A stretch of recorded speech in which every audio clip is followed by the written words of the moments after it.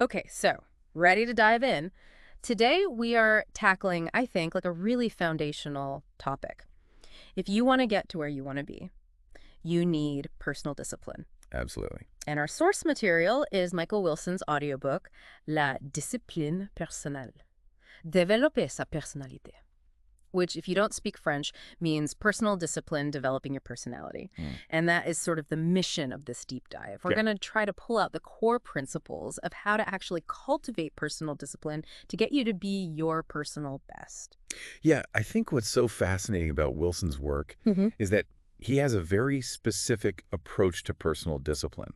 And I think it's why it resonated with so many people because he kind of flips the script, right? Yeah. And Yeah. instead of it being like this inherent trait that some people just, are born with and others aren't, he presents personal discipline as something that you can really cultivate. Hmm. Almost like it's a skill, like learning to play the piano or learning a new language, right? Yeah. And he talks about it as mental training. And I really liked that. Mm. So it's that ability to just, make yourself consistently act in service of your long-term goals, even when, all your immediate urges are pulling you in a different direction. I love it. Okay, so let's start with the core definition. Like, what is personal discipline, really? Yeah. So at its heart, personal discipline is that conscious effort that you exert to make yourself do something, Okay. to reach a certain outcome, regardless of, your mood, the circumstances, even like a complete lack of immediate motivation, right? Yes. It's that internal steering mechanism that you can kind of use to steer yourself towards what it is that you're working towards. So it's like making the intentional choice to do the thing that's harder but will get you to where you want to be versus the thing that's easier and gratifying in the moment but maybe doesn't actually serve your long-term goals. Exactly, exactly. And, the audiobook emphasizes that, this ability is just crucial for so many things. Like if you want to finish a task that you've started, Yeah. if you want to break free of these energy draining habits that a lot of us have, like procrastination is a huge one. Yeah. Or if you want to reach a certain goal that you set for yourself, whether that's, in the realm of your health or your career or your finances. Yeah, so how do we begin to build this personal discipline because it can feel so monumental? Yeah, absolutely. Yeah. You know what I really appreciate about Wilson's approach to this is that he argues that the first steps actually aren't about, you know, launching into a flurry of new habits. Okay. It's really about doing some foundational psychological preparation. Interesting. So he's basically saying that without that internal framework, right, Yeah. that solid mindset, that belief in your own capacity for growth, for change, all your efforts are probably just going to, kind of lose steam. So before we even think about doing things differently, we have to look inward. Yes. Okay. Yes, absolutely. And he really encourages, a very in-depth self-analysis process. Yeah. It's really taking the time to understand your current patterns of behavior and how well they align with what it is that you actually value and you want to achieve. And he specifically says, take out a piece of paper and write it down. I love that. Why? Why the emphasis on writing it down? I think, there's something about actually putting pen to paper that, it forces a level of clarity and a level of confrontation with your true desires that maybe just like thinking about it, you're not forced to do. Right. And I think also, personal discipline, as he explains it, relies on this heightened awareness of your actions. So it's not just what you're doing, it's what you're not doing. Right. And so regularly reflecting on your behaviors, evaluating whether they're serving you, whether they're actually helping you achieve what you want to achieve long term. Like that's really key. So it's like conducting a personal audit of your own life, right? Yes. Like, where are we at? How are we doing? Where are we spending our time? Yeah, I love that. And a huge part of that awareness, he says, is facing reality, right? Absolutely. Like really seeing things as they are. Yeah. And he makes this really interesting point that, difficulties in any area of your life can often stem from this reluctance to actually acknowledge the situation as it truly is. Right. And until you have, that clear understanding of what's really holding you back, of the obstacles you're facing, how can you figure out what steps you can and cannot take? Right. And so he really encourages, this really deep internal work of refining your own self-perception Yeah. from the inside out as a prerequisite to just simply trying to change your behavior. So the first phase is, understanding yourself, taking stock, writing it all down, Yes. getting clear on where you are, what you value, what you want. So once you've done that, how do you then gauge your current level of self-discipline? Yeah, so he uses this helpful analogy, comparing it to kind of assessing your physical strength at the gym before you start, new workout routine. Yeah. Like you need to understand your baseline, Mm-hmm. right? What's your level of personal discipline right now? Because, based on that, you can effectively plan and set goals that you can actually reach. Yeah. Because a lot of times, the reason why we fail in our self-improvement efforts is that we try to make changes that are just so ambitious, Yeah.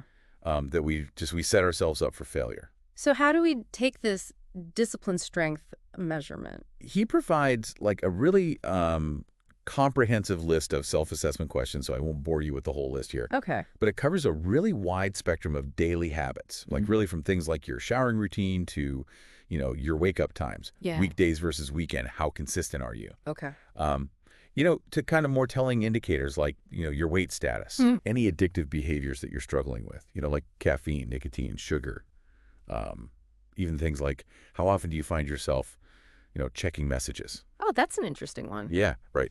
But it's like these small little, habitual things that can really give you an indication of your overall level of self-control and discipline. Yeah. He talks about, the organization of your physical spaces, Yeah. your workspace, your home. How reliable are you at keeping promises that you've made to yourself or others? Right. Your digital life, like how organized are your computer files? Yeah. Exercise habits, Okay. both the frequency and the intensity. Mhm. How much time are you actually spending on work? Yeah. And then even things like, are there any tasks that have just been lingering on your to-do list for, 3 months or longer? Oh, gosh. He talks about, are you consciously aware of the goals that you've set for yourself and the specific steps you're taking to achieve them? How much time are you spending on things like watching TV or scrolling through social media? And like, how easy or difficult is it for you to actually abstain from these things when you need to? Okay. Personal grooming habits, even your approach to, healthy eating, dietary adherence, your level of financial debt. So really a lot of ground. It's very holistic. It's Stock. very holistic. Okay, so you take stock, answer those questions. I love that he has like such a thorough sort of assessment because I think you don't always think about those things as being related to self-discipline. Right, exactly. But they really are, right? Yeah. Like if your computer files are a mess. Absolutely. It's like a reflection of the inner state, right? Yeah. And so he suggests, once you've kind of reflected on these different areas of your life, give yourself like a self-evaluation, maybe on a scale of 1 to 10. And, see in which areas do you really feel like your discipline is the weakest, right? Yeah. And then the crucial insight here is that, instead of trying to make these like really drastic changes overnight, start with something small, start with something manageable. Yeah. And he gives the example, even just like waking up 15 minutes earlier than you normally do as like a really good first step, right? Yeah. And as your overall sense of discipline strengthens, through these small wins, what's really interesting is you'll probably start to notice, seemingly insignificant, undisciplined behaviors, like little things like nail biting or skipping a planned workout. Yeah. Or making like an impulsive purchase. Yeah. Or, constantly, checking your phone. So it's all about starting small, building momentum, rather than, I love that, rather than this huge change that you then can't sustain. Exactly. It's the gradual progress. Long term, I think that's really the way to go. Absolutely. So we've kind of taken stock. We understand where we're at. We're maybe starting to make those small changes. What's like the catalyst for shifting our mindset and our habits? Yeah. So according to Wilson, meaningful change always originates from new ideas and convictions. Right. Like these are the driving force. And this means that a crucial early step is really, addressing any underlying limiting beliefs that you might be holding on to. Maybe you have like feelings of inadequacy or inferiority that might be subconsciously undermining your efforts at self-development. Yeah. Right.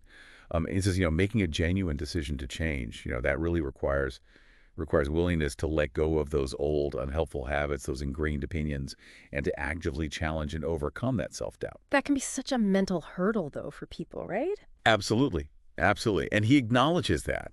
He says that, it's natural, right, to be, to feel fear of change, to experience reluctance when you want to kind of, actively influence and take control of your own life. Right. And it's because, as humans, we like to stay in our comfort zones. Yeah. even if those comfort zones are actually not serving us. Totally. And he says, true personal discipline actually requires, a very comprehensive and ongoing effort, which inevitably leads to significant life adjustments, right? Yeah. And so he really encourages you to, to prepare yourself to kind of embrace that initial discomfort that you're going to feel when you start to step outside of those familiar boundaries of your comfort zone. Yeah, so you've done the internal inventory, you've, prepared yourself. What is sort of the next key element in building personal discipline? Well, setting the right objectives, of course. Of course. So this involves really taking the time to identify, what it is that you really desire in life. Yeah. Right? Listening to your own inner voice, being honest with yourself about what is no longer serving you. Yeah. What is no longer, helping you to grow or bringing you happiness. And he really emphasizes the importance of first creating a very vivid mental image of your ideal self. Okay. So who do you want to become? What do you want your life to look like? Before you even start to figure out the specific steps you need to get there. So see the destination and then figure out how to get there. Yes, exactly. And, he's saying, whether you're dreaming of, owning a home or reaching a certain milestone in your career or achieving financial security or, cultivating fulfilling personal relationships, having that really well-defined, compelling picture of what it is that you want really increases your chances of, recognizing and actually seizing opportunities that arise along the way. Makes sense. And of course, he again emphasizes the value of writing it down. Right. Yeah. And so he says, write down all your aspirations, all your wishes, because it'll help you to kind of make them more concrete, bring them closer to that realm of possibility. So the act of writing it down not only clarifies it, but also reinforces the intention. Exactly. Yeah. So you have this vision, you have this clear picture. How do we then move from wanting something to actually getting it? Well, that's where commitment comes in. Okay. So Wilson really believes that internal commitment, that deep promise that you make to yourself to achieve those results, that is so, so fundamental. He says that without this kind of unwavering internal resolve, even seemingly minor obstacles, like that snooze button in the morning, Totally. can really just like completely derail your efforts. Yeah, it's like that feeling of like, I'm doing this no matter what. Yes. Yeah. And he, for those of you, who maybe have experienced, past setbacks or failures in your attempts to become more disciplined, he suggests, start by making a very conscious and deliberate decision to complete any unfinished tasks that are weighing on you right now. Okay. Set, realistic, maybe approximate deadlines, and then really define those specific criteria that you're going to use to judge your success. Okay. And then, of course, regularly check and evaluate your progress. Yeah. Right. Yeah. You know what they say, Yeah. What gets measured gets improved. Yeah, absolutely. So you're committed, you're setting goals, you're tracking your progress. But how do we maintain the enthusiasm? Because I think that initial, like, yes, I'm going to do this, and then like the day-to-day grind, how do you maintain that? How do you keep that momentum going? Yeah, so he reminds us that, experiencing distractions, encountering unforeseen circumstances, just experiencing fluctuations in our mood, that's all just part of the process. Yeah. Right. And so he says, personal discipline relies a lot on developing courage and the ability to firmly say no. Okay. Both to those external diversions that, pull us off course, and even to our own, like, internal resistance to our own kind of self-sabotaging thoughts. Yeah. It's really about, taking control of your path. Yeah. Taking control of your actions in service of your larger goals. And then he makes this point, which I really like, which is that, those small personal victories that we experience along the way can be huge for building your self-confidence. Yeah. And making it easier to kind of stick with your discipline principles. It's like a positive feedback loop, right? Exactly. Yeah, I love that. And the book also talks about, the importance of our internal dialogue. So what we say to ourselves really matters. Yes, this is so powerful. Yeah.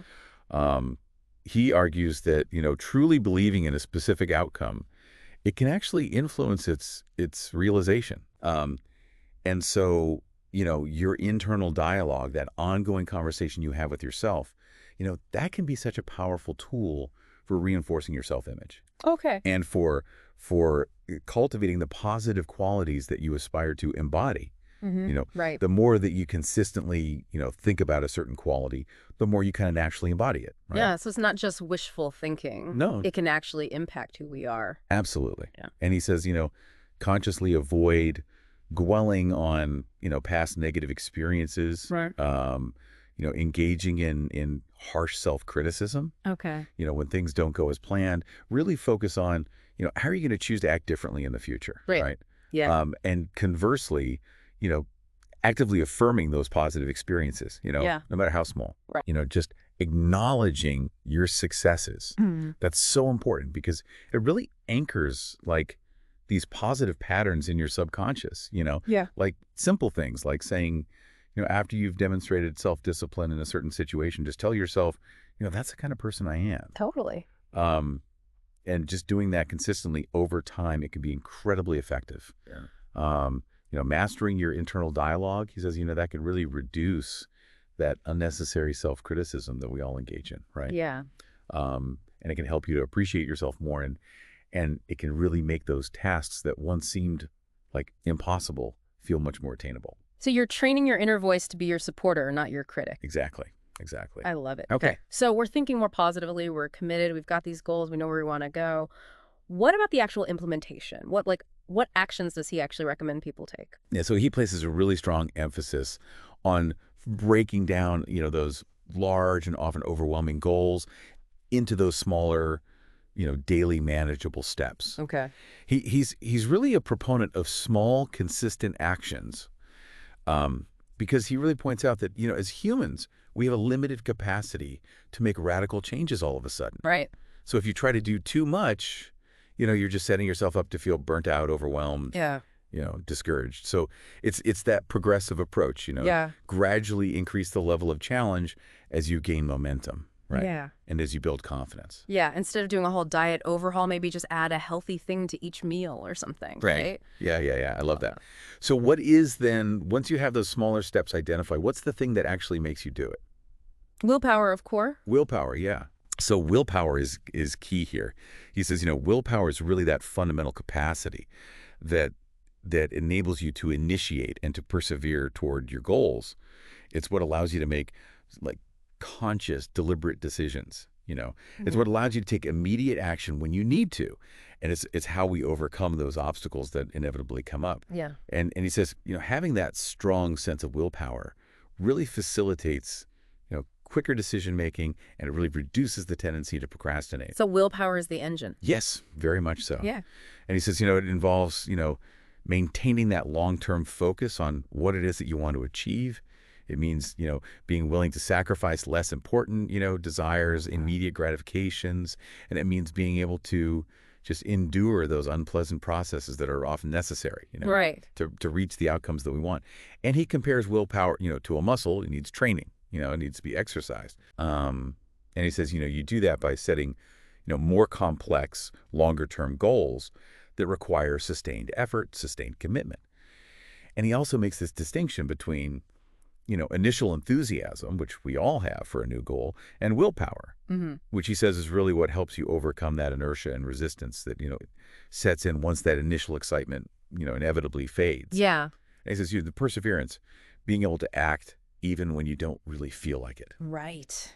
That is so crucial. And the encouraging thing here is that he says, when you actually achieve those results, even small results, by using your willpower, that gives you renewed motivation, Yeah. right? Yeah. And so it's like this positive feedback loop. Yeah, totally. Yeah. So how do we train our willpower? Like, are there exercises? This was really interesting. He actually doesn't provide a specific list of exercises, but he says that every small discipline action that you take, throughout your day, it contributes to you building stronger character and reinforcing your willpower. Yeah. And conversely, giving in to laziness, those impulsive desires, Yeah. that gradually weakens your willpower over time. Makes sense. So it really is an ongoing process, right? Yeah. Developing discipline, developing willpower, Yeah. And the principle that I really, really took away from this is that it's about establishing a daily ritual. Okay. Even if it's something small, even if it's something that you enjoy doing, it's about committing to it Yeah. and sticking with it. Okay. even on the days when you don't feel like it. Yeah, the consistency. It keeps coming back to that. Yeah. The small, consistent action. I like that because it makes it feel more doable. But what about when we encounter setbacks and obstacles? Like, are we just supposed to power through it? Well, he actually advises you to take a very proactive approach to this. And Yeah. he says, analyze your past experiences. Okay. Like, look at what are the common patterns? Right. What are the things that typically hold you back? And also, he says, shift your perspective on your fears and your doubts. Oh, okay. Instead of viewing them as like these negative emotions that we just try to avoid, actually think of them as like sources of valuable information. Yeah.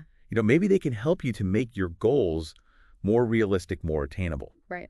And so by paying attention to your anxieties and really objectively assessing, like, okay, what are the potential obstacles here? Mm-hmm. You can proactively, develop strategies for navigating them. Yeah. And he even goes so far as to say, like, make a list of all the potential obstacles. Okay. You can anticipate, and then brainstorm solutions for how you're going to handle each one. Wow, that's very proactive. Yes. I like that. And then what about when we just feel like giving up? Like, what about cultivating that stubborn refusal to give up? He calls it obstinacy. Yes. I love that word. Yeah, it's a great word, isn't it? Yeah.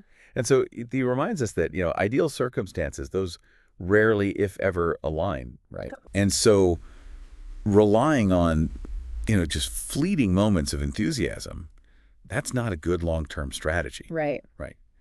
And so obstinacy, as he calls it, is really that ability to continue to take consistent action towards your clearly defined goal. Yeah. Despite those obstacles, despite the boredom, the difficulties, Right. just keep going. Keep going. And he makes this interesting point that obstinate work, that actually generates its own motivation Okay. as you start to see those initial results. Interesting. So the act of doing it can fuel you to keep doing it. Yes. Yeah. It's kind of like, it's a bit counterintuitive, but it really works. Yeah. And so he says, don't get discouraged when you feel, that tedium, that frustration, Mm-hmm. Think back to past successes. Think about times when you overcame similar feelings of resistance, Yeah. because that can give you that energy, Yeah. that determination to just keep going. And he says, when you feel overwhelmed by a task, just take a step back. Remind yourself of those benefits, those ultimate benefits that you're working towards, and then refocus your attention on the very next small, concrete action you can take, rather than, dwelling on the whole, like, rest of the task that's still ahead of you, right? Yes. And he says, step by step. Yeah. That's like the core principle of obstinacy. One step at a time, even when you don't want to. Exactly. Yeah, I love it. Okay, so the title of this book, of this audiobook, is Personal Discipline, Developing Your Personality. And I think that second part is so interesting. How does this discipline help us with our personality? I think what he's trying to get at is that, personal discipline, it goes far beyond just, achieving specific external goals, right? Yeah. It's really about this process of mastering yourself. Okay. And that includes, not just the ability to plan your actions effectively, but actually being able to execute those plans consistently. And he says, the rate at which you move towards your objectives, that is what really defines your journey of self-development. Yeah. Yeah. And so, being able to structure your time, Yeah. adhering to work schedules, that significantly increases your chances of success. Yeah. Because it minimizes the drain on your self-control. It's like you're building that inner strength that then spills over in all these other areas of your life. Exactly. Exactly. And he talks about, establishing effective morning rituals. Oh, okay. And he says, the very first step in practicing personal discipline each day is, waking up promptly and getting to work. Okay. And he says, create a mandatory sequence of actions for each morning, Okay. almost like to the point that it becomes automatic, right? Right. So he's saying, immediately upon waking up, maybe drink a glass of water, Right. right? Engage in some light exercise, maybe take a shower. And he's saying, this sets the tone right. Yeah. This energizes your body. Yeah. And it's like this first small victory of the day, right? Yeah, I love the morning routine. It's like you hear so much about that, and he is definitely like a huge proponent of that as a foundation. Absolutely. Yeah. So what about those times when we're like in the zone, You know, like we're feeling it, we're so motivated, we're inspired, we're in that state of flow. Like, how does personal discipline interact with that? Yeah, so he actually calls it that, right? The state of flow, being in the zone. Yeah. And he's talking about that highly focused state where you kind of feel like you're, acting effortlessly, right? Right. And so he says that personal discipline plays a role in both creating the conditions for that state and sustaining it. Okay. Because, inspiration and motivation, those are great for, the initial phases of, setting the goal, planning it out. Right. But then when it comes to actually executing the plan, that's where discipline is key. Right. And he also cautions, don't rely solely on external circumstances or just, fleeting feelings of motivation. Yeah. Right? He's like, don't set up these long-term plans that require you to be, performing at your peak every single day. Yeah. It's just not realistic, right? Right. Because our willpower fluctuates, our energy levels fluctuate. Totally. And so he says, use those times, those moments of heightened flow, use them strategically. Okay. So for the tasks that require, more focus and concentration, maybe, like detailed planning. Yeah. Or organizing your work environment. So discipline is both like the catalyst and the backup system. Exactly. Yeah, I love that. And he makes this interesting comparison too about the power of rituals versus willpower itself. What's the distinction there? So he says, consciously exerting willpower, relying on just deliberate acts of discipline, that draws from a very limited pool of mental energy. Right. Every time you have to force yourself to make a decision, to act against an immediate desire, you're tapping into that same source of energy, whether it's, choosing the healthy meal, whether it's sticking to your workout plan or, concentrating on that complex work project. It all comes from the same well. Exactly. And he says, rituals work very differently because rituals conserve energy. They automate certain actions and decisions. And once a ritual is really well established, it becomes like a habitual pattern that we engage in without even thinking about it, right? Yeah. In fact, we often feel worse when we skip our rituals, right?